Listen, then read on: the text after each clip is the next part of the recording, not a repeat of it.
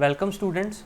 In the previous class you had understood the concept of carbohydrates and their classification, and we had also discussed about the stereoisomerism in carbohydrates. In today's class we will discuss about the optical activity and optical isomerism along with the concepts of mutarotation and cyclization of open chain structures. So, now let us start with optical activity or optical isomerism. What is the optical activity? Optical activity is a characteristic feature of compound with asymmetric carbon atoms only. It is for asymmetric carbon atom. Carbon atom can have 4 different groups, then the carbon atom will possess asymmetry or known as chiral carbon. A carbon atom is said to be asymmetric when its mirror images are non-superimposable on each other. Here you can see this is a dotted line, can be referred to as mirror. We can see here both the images are non-superimposable. If we superimpose them on each other, the images will be different or they will be the mirror images. Now just see the example of glyceraldehyde. See here the example of glyceraldehyde. All the groups attached to the second carbon atom are different here. The structure can be simplified.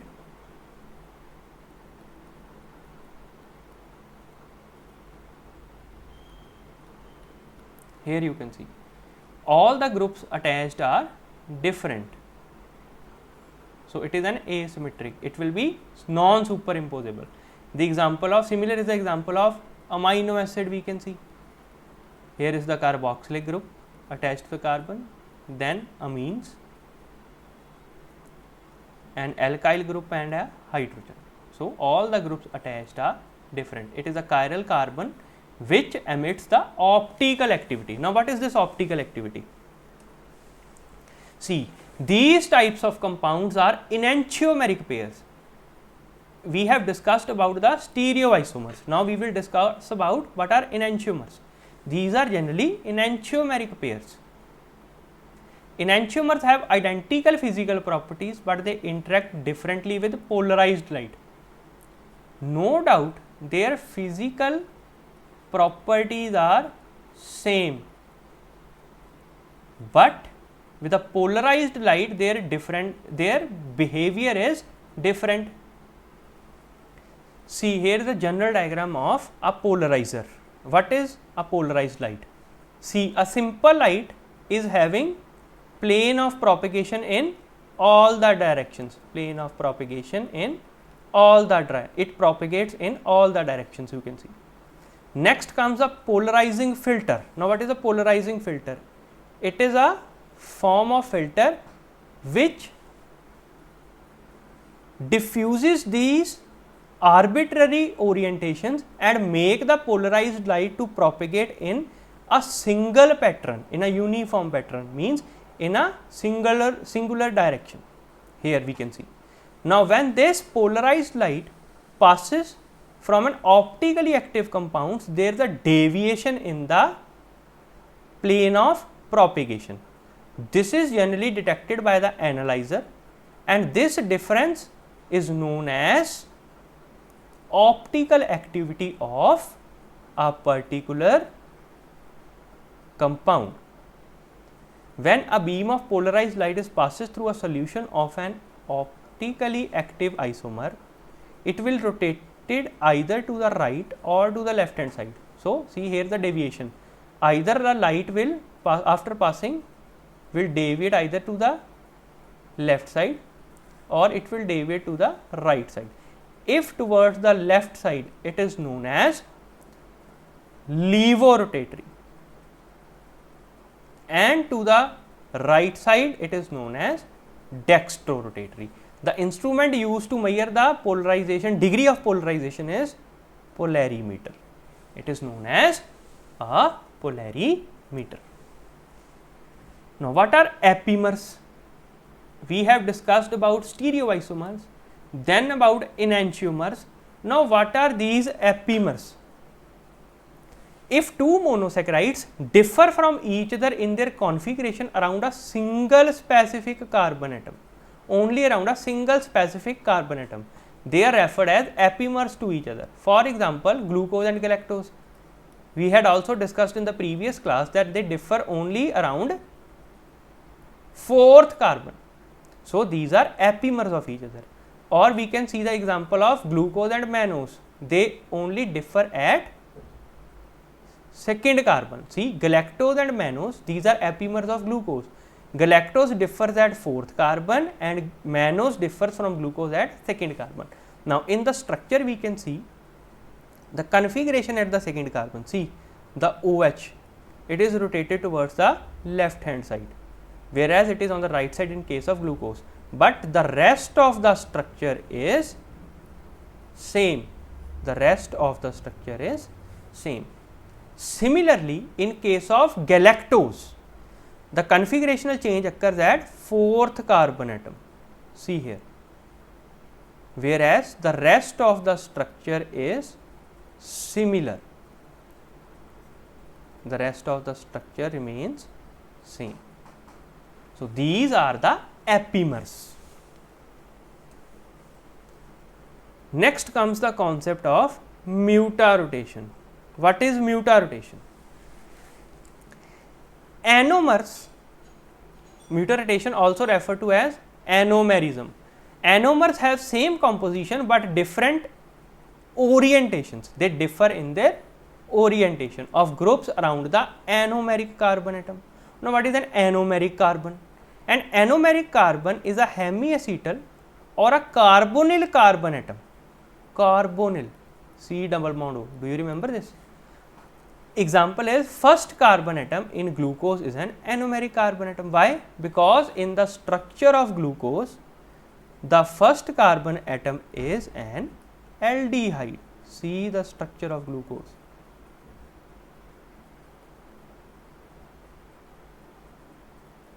See here the structure of glucose. The first carbon atom is an aldehyde group. So, it is a anomeric carbon. Carbonyl carbon atoms become asymmetric because of the ring structures of monosaccharides. Thus, anomers are encountered in cyclic structures of monosaccharides.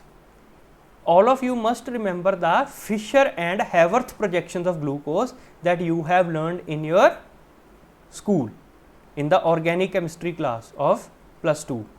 So, all of you remember the Haworth and Fischer projections. See, the alpha and beta cyclic forms of D-glucose are known as anomers. This is the example of D-glucose. When we will make the cyclic forms that are alpha and beta, they are known as anomers. They differ from each other in the configuration only around first carbon and are known as anomeric carbon. In case of alpha anomer, the OH group held by anomeric carbon is on the opposite side to that of alcohol or primary alcohol of the sugar ring.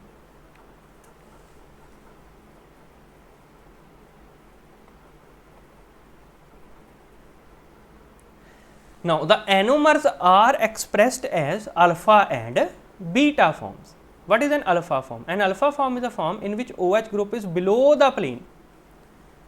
Just see, I am not making the complete structure of glucopyranose. This is just an representation of structure of glucopyranose. Now, if the OH is below the plane, then it is an alpha form. If it is above the plane here, then it is beta form. Now, what is mutarotation?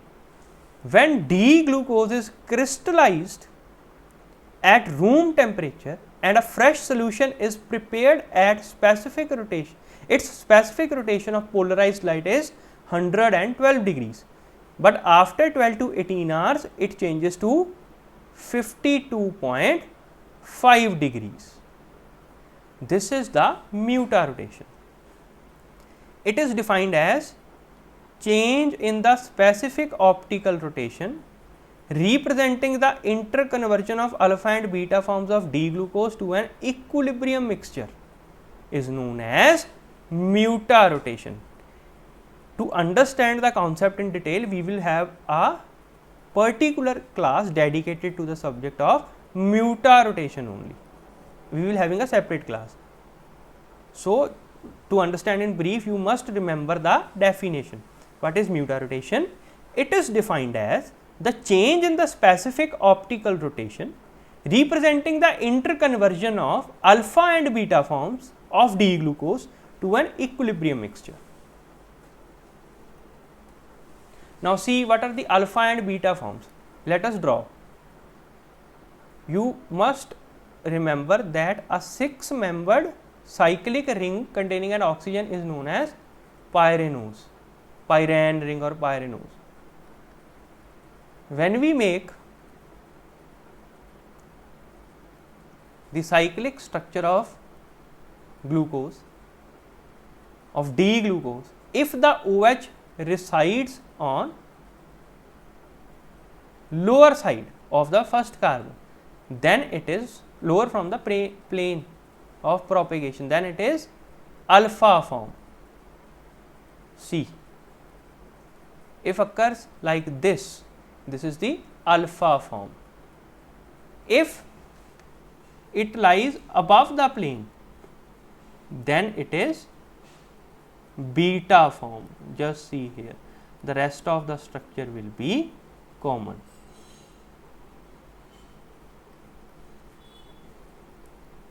Now, similarly, we can also discuss the example of fructose. See here, alpha D and beta D fructofuranose.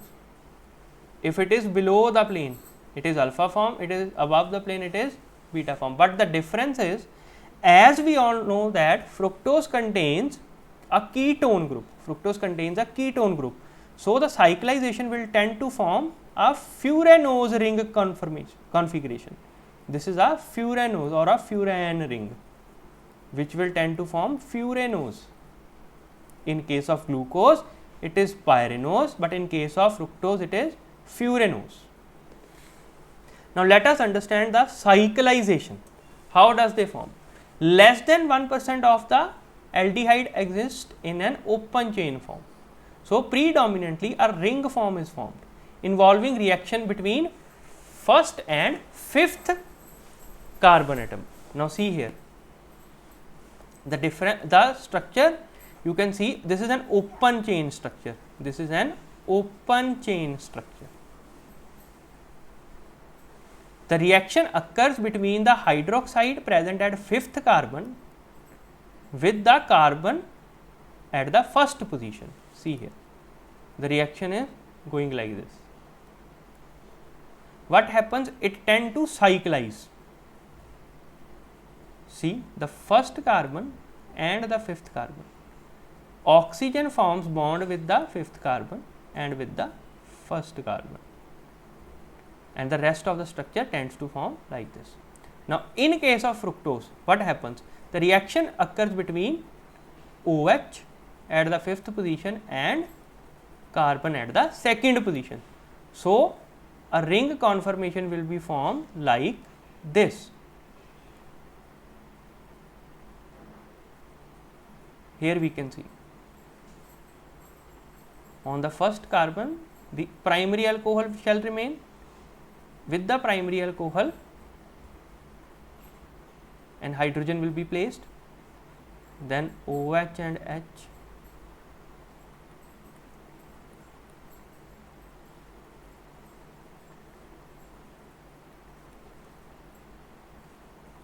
CH2OH. See here, first, second, third, fourth, fifth and sixth carbon.